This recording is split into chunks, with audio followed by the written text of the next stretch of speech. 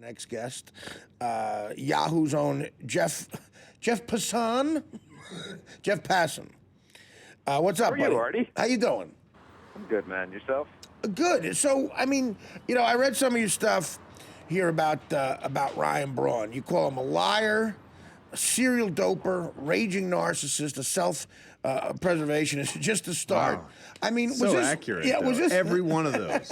Well, was this always true about this guy? Have you known this about him for a while, or was he fooling people, or what's the deal with him? I think that you could always tell there was something very egocentric about him. Yeah. But I don't think people knew that it was to this extent that he would do the sort of things he did to try and get by with this, whether it was lying to the public, whether it was keeping up this facade, and whether it was going out and smearing this poor test collector who did nothing more than carry a cup of Ryan Braun's piss. Yeah, And destroyed that guy's life. I mean, and listen, well, not his whole life, but I mean, really a big part of it, and made his life hell for a while, living hell. And he's in Lance Armstrong's territory, right? I mean, don't you think? I don't think it's there. Lance Armstrong was like the worst guy ever. I mean, Ryan Braun sucks. Lance Armstrong was one of the worst human beings I've ever seen. Just the amount of things he did.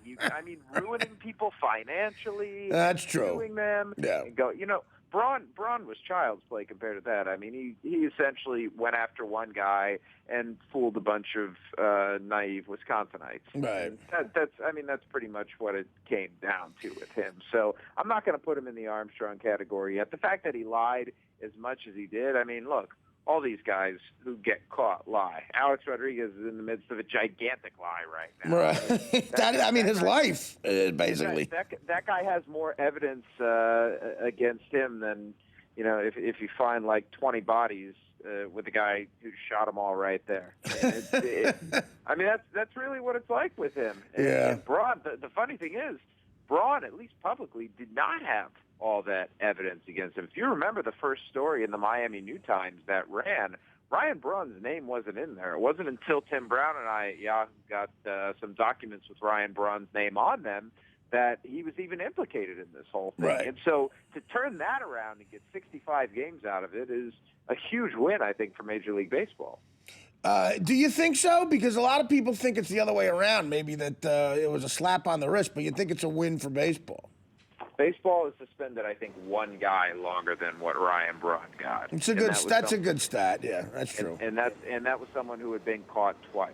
Right. To get 65 games without a positive test after they couldn't get 50 with a positive test. Right. To get Ryan Braun, a former MVP, to be the first guy suspended from this whole thing. And more than anything, to me, to get Anthony Bosch, the proprietor from Biogenesis, to get his word essentially completely validated by one guy coming out, I think was a coup for baseball. I think if they would have gone 50, the number, what number is enough? Is 100 enough? Is more than 100? I mean, you could talk about the real or the idealistic number of games you want to see a guy suspended, but realistically, 65 is a big-ass suspension. Well, my partner, John Ritchie, a former NFL player, as a player, how much do you think he is hurting? I guess everybody's different from losing that amount of time not to play. Like, I mean, if you were, as an NFL guy, something comparable, if you lost a season and a half, would it just be eaten away at you to where it would like be a great punishment for someone like you? Man. Well, you're a decent person. For me, for absolutely. Like right. But I was, when we talked about salaries yesterday, fullback was the lowest of the low of the low. Right. I mean, I think when you are sustained for the rest of your life and everyone who knows you is as well by the amount of money you've earned already, what does it even matter to these guys? And that has so gone to their head. They're so narcissistic. It just doesn't even. I can't even relate to these people as human beings any longer. And you're a pro athlete. No idea. And you're a pro athlete, and you can't relate to them. No, it's true. I have no idea. You're closer than we'll ever get, and you're a pro guy, and you can't. That's right. I mean, that's the thing, Jeff. These guys have become traveling corporations. They're all like Walmart and Microsoft or something. They only look at them as people, right? Well, two things. Number one, to answer that, Ryan Braun had a clothing line where he did like those awful affliction type shirts. I mean, they had like rhinestones on them. It was just disastrous. Right. I mean, he did that, and then he had like a bunch of restaurants in the Milwaukee area. I think 2 of which have actually closed down. But more than that, more important than that, John, is it true that fullbacks are paid worse than punters and kickers? Because if so, that's embarrassing. I think so. Well, I don't even know if I don't think many teams have them anymore. Yeah, they're extinct, fullbacks. Yeah. They're less than half the teams in the league probably start one.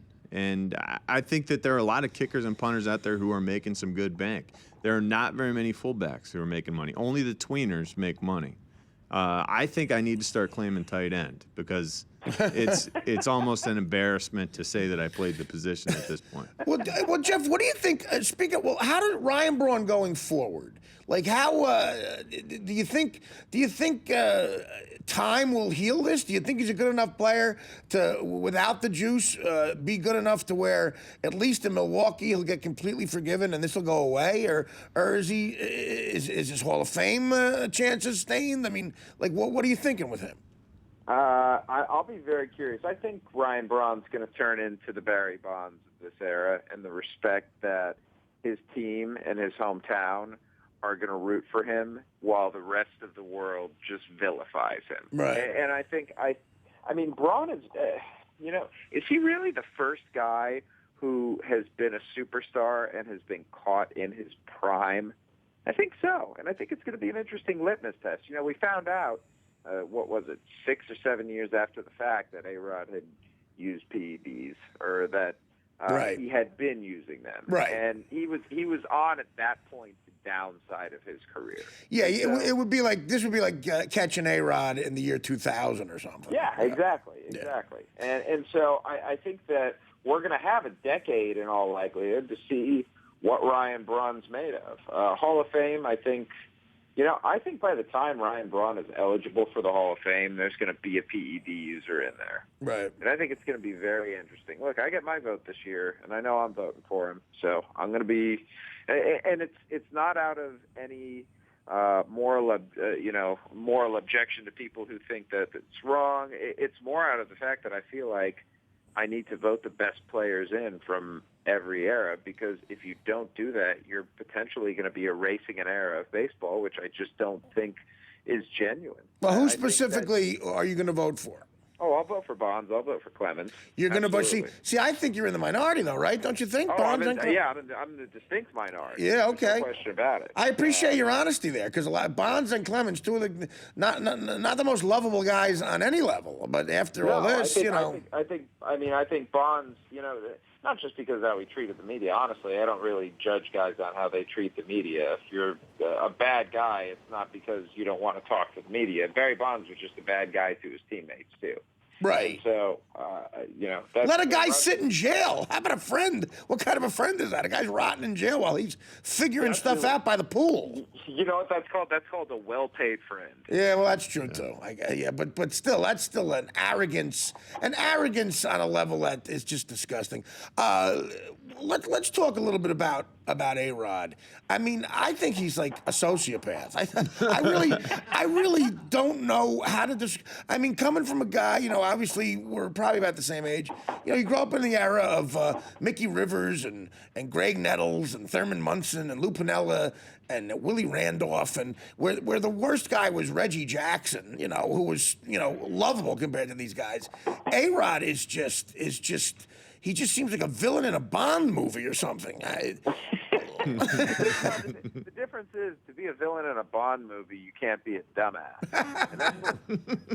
And that's what we're sort of dealing with here with Alex Rodriguez. Or at least the people around him. Don't you think? I said earlier in the show, it sounds like, according to articles I've read in the local New York tabloids in the last couple of days, that A-Rod is not going to pull a Ryan Braun. He is going to fight this. He's going to say, no, you're wrong, I'm right.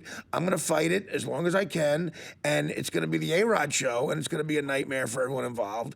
Don't you think, if you're his advisors, if you're Scott Boras or whoever else he has on that evil team that, Dr. Evil assembles and Austin Powers, at the table there, don't you think one of them goes, look, be a human being, do something human, have a press conference where you almost cry or something, and you go, look, I'm as insecure as I was in Little League, and I'm just a guy who makes mistakes, and I'm so sorry to the people I've hurt, and really just try that angle for once. You know what though? He did that already. He did that back when he admitted it the first time, and he blew it that time. And yeah, it just wasn't believable, I guess. Just because he's not telling the truth. Because he's not. I mean, he's never been a genuine person. I think, if you want to do some armchair psychology here, I think a lot of it goes back to his childhood. He didn't know his dad. And, right.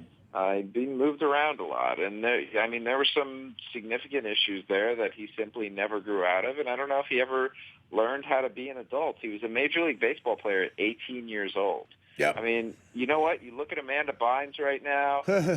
you look at Bieber right now. You look at every Hollywood, every person who goes to Hollywood and just gets screwed up, and the same thing can happen in baseball. When you're 18 years old and in the big leagues, and at 20 years old, you're the best player in all of baseball. I mean, it's a wonder that Mike Trout is as normal as he is, and a testament to his family, because Alex Rodriguez went through that same thing, and that screwed him the hell up. Well, here's the thing. At least Amanda Bynes is entertaining. If A-Rod puts on a weird crystal blue wig and starts fires in a neighbor's driveway, then I like him more. But A-Rod, A-Rod got his general manager to tell him to STFU. That's pretty damn entertaining to me. Well, here's the thing. I don't know. Maybe I'm falsely accusing this guy. Charles Manson. When you hear the, if I may bring that up, if you hear about Charles Manson's childhood, about what his mother did to him, and supposedly a hooker who used heroin and had sex with tricks right in front of him, and the tricks used to beat up and abuse Manson when he was 11. Some liberals will say, God, I feel sorry for the guy. I don't know much about A-Rod's childhood. Was he moved around? Did he what exactly was he?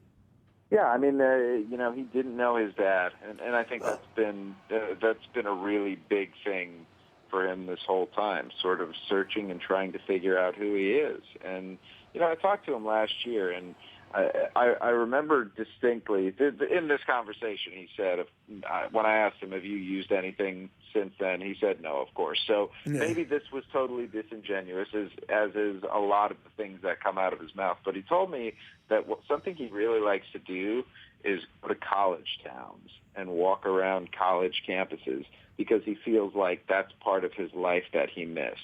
Right. And it seems like there's always something missing in his life that he's looking for. And if you spend your life looking for things that you're missing as opposed to what you have, of course you're going to be miserable. Well, you know what a lot of college kids like to do? They like to walk around billion-dollar yachts in Miami and put on World Series rings and bang the hottest chick on the planet, because that's something they missed out on in life. I mean, come on. I didn't go to college, I mean, listen, a lot of people don't know their dad either. I mean, was he abused as a kid? I mean, did he grow up in poverty, or what happened to him? Oh yeah, there was definitely poverty there. I don't know about abuse. I mean, I really wish Richard Ben Kramer had not passed. I think it was about a year ago now, because he was such an incredible writer, and he had been working on an Alex Rodriguez biography for a couple of years. Oh, no kidding, yeah. And look, there's going to be a book written someday about this guy, and I don't know if I'm going to be the one to do it. I don't know if someone else is going to be the one to do it. But there are some incredible stories about him. I mean, just some unbelievable things that are going to make for one hell of a read. I used to be friends with a girl who dated him, and my God, she had a couple of buttes that I wish I could share. I was just gonna say, not for radio. No, I wouldn't do that out of respect to the girl mostly, but but a couple of buttes. Did she actually see the picture of him as a centaur? That I never. I didn't even know about it at that time, so I didn't think to bring it up, and I don't think she saw it. She might have. I think she's the type of girl who might have brought that up if she saw it. So, do you think that's true? I don't care if that's true. Hey, Jeff, I got some burning question. Initially, I felt like A-Rod was dragging his feet on getting back to the lineup because he wanted to collect insurance money on this season. Now with this ghost quad strain that he's come out and stated through his doctor is not present on an MRI. Right. It seems as though the Yankees are dragging their feet on putting him back into play because they want to get insurance money. Yeah, I don't think they want Which is any it? piece of him. What is happening? Who is trying to collect here? I don't know what the hell to make of this whole situation other than the fact that it is so hilarious that the doctor that Alex Rodriguez trots out as his personal doctor was sanctioned last year or recently for prescribing steroids to a patient. Oh. I mean, could it be anything more perfect or ridiculous or off the wall? This whole thing is just the crazy uncle that keeps on talking. Right. Yeah, you're right. You're right. Just shut up at some point. The Yankees, like especially Cashman, it seems, they're fed up with even being sort of professional about it. I mean, that was the funniest thing I ever saw in my life. A guy like Brian Cashman saying, "Tell A-Rod, what did he say? Shut the F up?" Yeah. Or like, Yeah, that's exactly what he said. I mean, that's. I wish I was on the other end of that phone call. Because, and I wish I had a recording of it because I would just sit there and replay that and listen to it for hours on loop because it's, little nerdy looking Brian Cashman telling the guy who he owes $100 million to for the next 4 years to shut the F up. Exactly. There's just something beautiful in that. It is. You're right. It's great. It's when sports becomes like a true life opera. So what do you think the final fallout of this is going to be? I mean, is it going to be 20 major guys who are going to have 60, 70 game suspensions in the end of this? I think in the end, the big names are going to be Braun and A-Rod. You've got Nelson Cruz, Johnny Peralta, some other guys. I think the suspensions are going to be probably close to 50 games, somewhere in that neighborhood. Right. And except for A-Rod. And if A-Rod doesn't get at least 100, it's going to shock me. But he's not getting suspended for life. Don't, just perish that thought from your mind right now. There is absolutely no way that an arbitrator would uphold that if that's what Major League Baseball sought. What do you think about the precedent that Wiener brings upon all this, whereby as basically the head of the union saying, "Look, you guys, if you guys are caught, make a deal. Like we're done with you at that point." How do you think?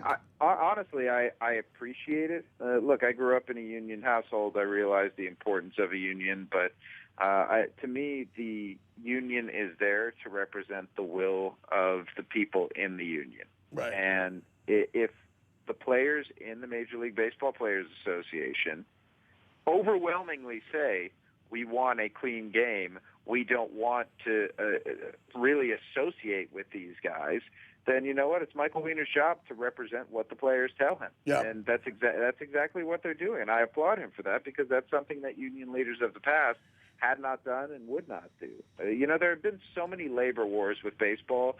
They were steeled to think that, baseball is going to do something nefarious with this. But so far, I think Major League Baseball has been pretty upfront and done a good job. I mean, have they gone to great lengths with this biogenesis case? Yes. I mean, when you sue a guy who later becomes your lead witness, that's some gangster stuff right there. Well, but you know what? I think they could argue, and I think the players would argue that the ends in this case justified the means. how do you think Marvin Miller would handle something like this? I think Marvin Miller, if they ever even brought up drug testing, would have taken a leak in a cup and sent it over to them and said, "This is as close as you're going to get to players." Yeah, I mean, listen, and there's a hardcore guy that's for the working man. Absolutely, like no way. Yeah, I mean, Marvin Miller was a steel workers union boss before he went to baseball. So, right. I mean, he knew what a real union was like, and the union is what it is today because of Marvin Miller. He was a brilliant man who absolutely should be in the Hall of Fame, and it's a shame that he's not.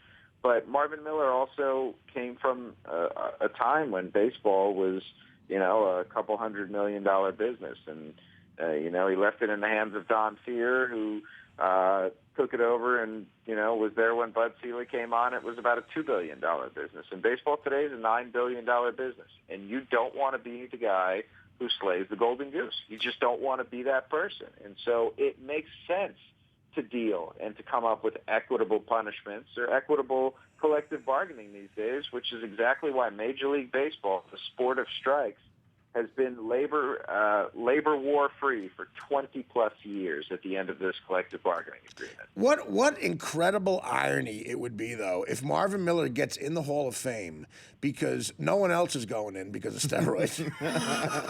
Not even Marvin's going in this year. I know, but I'm saying the next couple of years, if it's so scarce because the players can't get in because of the steroid scandal, Marvin Miller gets in. Yeah, There's sweet irony for you, right? That would be, and I you know what? It's up to the Veterans Committee at this point. I hope they do right finally, because nobody. I'm talking play.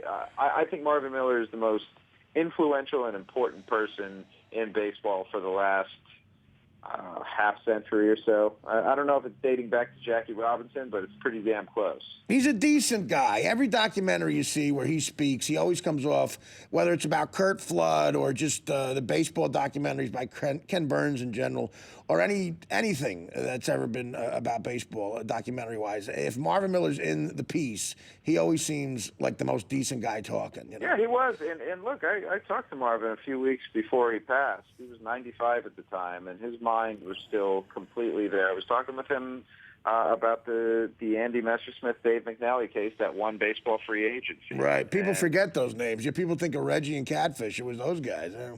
Yeah, it was. And Messersmith's career changed because of that. He was vilified publicly, and McNally was a guy who was retiring. But really, the one who bore the brunt of it was Messersmith and the union. And that is why there is free agency, and free agency for the sake of every sport, despite what some fans may think, is a very good thing. It's funny. Did you watch the HBO documentary about Curt Flood? Yes, I did. You know what's amazing in that? I love Bob Gibson. What I've always loved about him is how he talks and acts like a person. The way he pitched, just like what it's amazing how his personality parallels the way he played baseball. You know what you're getting. If you hit a homer or showed him up, he's going to throw it at your face. And he's the same way, sort of. He was so honest in that piece. Like he said, I was ashamed I didn't back Curt Flood up, but he's like, look, I had a family. I got to make money. I was like, Curt, good luck, but I got to go pitch. I need a paycheck. And when you think about that's what Curt Flood and Marvin Miller were up against. Even friends of theirs having to go, look, we can't come support you. It's incredible what's happened, you know. Yeah, it is. And look, there's I just wrote my column today on this. It's going to be up on Yahoo Sports soon. There are people out there who talk about why Ryan Braun's contract should be voided. And I think that's an absolutely ridiculous conceit, and argue why over at Yahoo. So go take a look at that one. Definitely. Sounds good. You got anything else? I want to take this to Ryan Braun, too. Something that really troubles me about this is the fact that Aaron Rodgers, who I'm a huge fan of Aaron Rodgers, did you see that he tweeted he would bet a year's salary on the fact that Braun is clean? That's 22 million and change. Listen, 22 million change and they bet. No, how did this guy, who just seems like he has it together, and he seems like a smart, good guy. Because at the end, he's a big dumb oaf who throws a football. How did he get so fooled by Ryan Braun, and why is he still fooled? Because everyone got fooled. But everyone now knows that he's a jerk. Everyone now knows that he was lying. Yeah. But you know what? I've talked to guys who were in the clubhouse in February 2012 when Ryan Braun went out and gave what is essentially his victory speech. Yeah.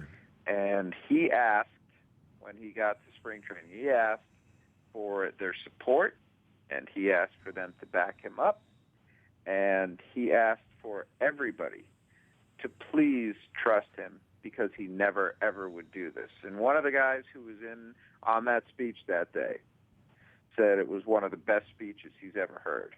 Right. Ryan Braun's a convincing son of a bitch. Yeah, no, it's why he can parade himself out there with his coiffed hair and his nice smile, right? His finely trimmed beard, and look like a politician and sell people on this. It's why people still don't think he did anything. Even after all this, there's still people out there who say, well, he didn't say what he did. No, listen, you're right about the what someone looks like and charisma. I tell this story all the time. To me, that sums it up. I was in Los Angeles at this sort of swanky place having lunch that had TVs on. It was a private like club place, having lunch, and there was a table of like 7 beautiful women. I guess it was some sort of modeling thing or whatever. They were having a luncheon. They were about 25 years old, and it happened to be the day where they caught the Washington D.C. sniper. And they put the guy's picture up after they caught him on CNN. And every one of the girls at the table went, "He's cute. Oh, look at how cute he is. Isn't he cute?" For 5 minutes, they talked about how cute he was. They could care less that he killed about 20 people. It is. We live in a world where that's everything. You're right. If Ryan Braun looked like me, he'd be in jail right now.